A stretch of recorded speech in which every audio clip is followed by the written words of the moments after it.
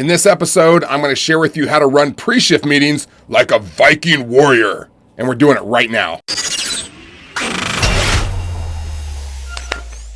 Okay, how you doing today? So I did a little poll with a group of restaurant owners and managers, and I asked them, how many of you do pre-shift meetings? The response revealed that less than half of them ran pre-shift meetings, even before the dreaded COVID, which is sadder than a three-legged dog because communication is so mega important, especially when it comes to building a culture and creating a consistent dining experience for your guests. And I think one of the main reasons it isn't done on a consistent basis is that managers aren't sure how to run those meetings or even what to say exactly. So I'm going to step in here and do a little mini training with you. Also, if you have any ideas or things that you do in your shift meetings, make sure to share with everyone down below in the comments. So, pre-shift meeting, what is it?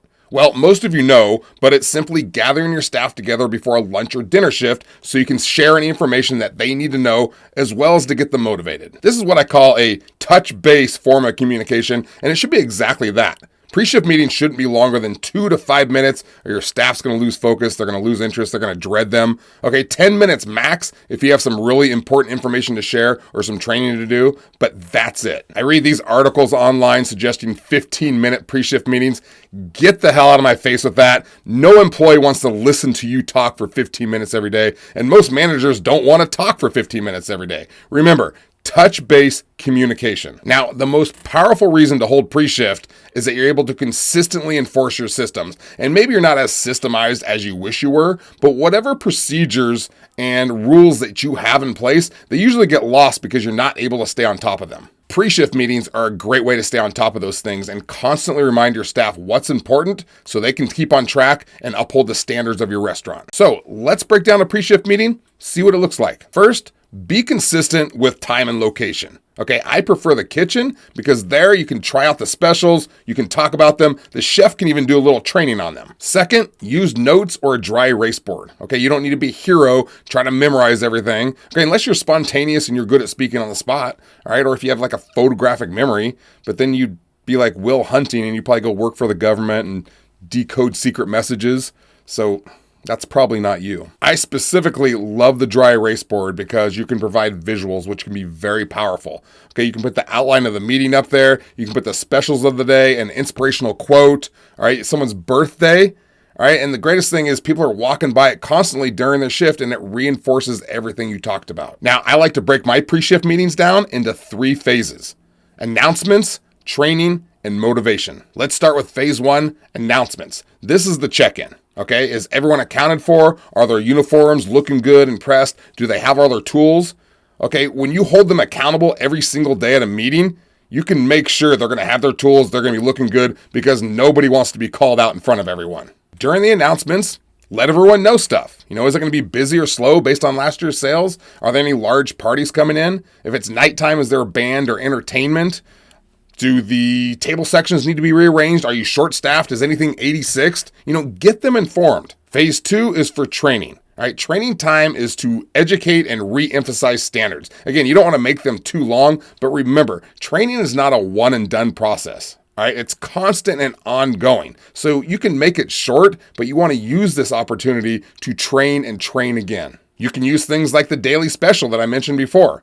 All right, have the chef talk about it. What's in the dish? How should it be described to the guest? All right, and then let them taste it so they have experience when they're speaking to the guests about it. During the training phase, you can also pull a bottle of liquor or wine off the shelf and educate them on that. All right, what's up with tequila and that worm at the bottom of the bottle? All right, does bourbon have to be made from Kentucky to be called bourbon? No, it does not. What else? I mean, talk to them about the wine you carry and how it pairs with the food. Talk to them about customer service. Give them pop quizzes about things they should know about your restaurant to keep them sharp. All right, this is your chance to tighten them up and make them better employees. Phase 3, motivation. Now, you don't need to be Anthony Robbins, but you do need to have some energy. And if you remember nothing else from this video, remember this, okay? You can't come in like, today's special is Chilean sea bass and comes with rice pilaf and veggies and it's $22.99. And by the way, Sally left me and took the kids, so if you have any questions, ask Phil. I'll be in my office drinking Black Label. Okay, I'm exaggerating, of course, but my point is you don't need to come in every day and have a Martin Luther King speech. You just need energy. Your staff feeds off what you do as a leader. So be upbeat and enthusiastic. Look off of internet and get a quote that's inspirational. Get them excited to work at this restaurant. That's how you build culture. And speaking of building culture, one of the best ways I've found to build culture and motivate your staff is to recognize them for something they've done, all right, in front of their peers. All right, believe me, it's remarkable. They get all big and inflate up like those little weird lawn characters you see at the holidays. If it's someone's birthday, have everyone sing to them at the shift meeting. Okay, I don't care if it embarrasses them. All right, recognition of their importance trumps embarrassment every time. If you have a contest, make sure to wait until the shift meeting to announce the winner to everyone. Make them feel important. Or if someone gets a compliment from the guest, tell everyone at the shift meeting it's great. Or maybe you heard some good news about one of your employees. Announce that as well. Hey, I just heard that Greg's sister had a baby. Looks like Greg's an uncle.